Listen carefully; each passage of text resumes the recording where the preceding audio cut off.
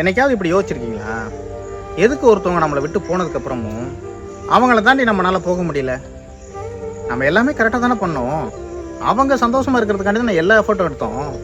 ஆனால் இவ்வளோ பண்ணியும் நம்மளை வேணான்னு விட்டு போனவங்க ஞாபகம் மட்டும் ஏன் நமக்குள்ள கஷ்டத்தை கொடுக்குது? ஏன் அவங்கள தாண்டி போக முடியலன்னு என்னைக்காவது யோசிச்சிருக்கீங்களா? ஒருத்தவங்களுக்கு அன்பு தர்றதுல வெறும் வார்த்தைகளை நம்பி இந்த ஒரு உறவு தான் கடைசி வரைக்கும் நீடிக்கும்னு யோசிக்காம கண்மூடித்தனமா அவங்களுக்காகவே வாழ ஆரம்பிச்சிடறோம். இப்படி சந்தோஷம், வேதனை, துக்கம், நம்பிக்கை எல்லாம் அந்த ஒருத்தவங்க மேலே வைக்கிறதுனால தான் அவங்க ஞாபகம் நம்ம வாழ்கிற வாழ்க்கையில் ஒரு மறையாத வழியாக மனசில் என்றைக்கும் பாரமாக பதிஞ்சிருக்கு. இதுதாங்க காரணம். அப்படி யார் மேலே இருக்கிறது தப்பு இல்லை.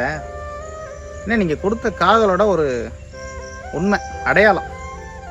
நீங்கள் உண்மையாக இருந்தீங்கன்னு ஒரு மன நிறைவு, இவ்வளோதாங்க. ஸோ எதை நினச்சியும் வருத்தப்படாதீங்க. உங்கள் வாழ்க்கையில் மறுபக்கத்தை திருப்பி வாழ ஆரம்பிங்க. நம்மளை விட்டுட்டு போனவங்களே சந்தோஷமாக வாழும்போது நம்மளால் வாழ முடியாதா என்ன? பொய்யா இருந்தவங்களே சந்தோஷமாக வாழும்போது உண்மையாக இருந்தவங்க கண்டிப்பாக சந்தோஷமாக வாழ முடியும். அதனால் எதை நினச்சி ஃபீல் பண்ணாதீங்க. கடந்து போகிறது தான் வாழ்க்கை. எல்லாம் கண்டிப்பாக மாறும்.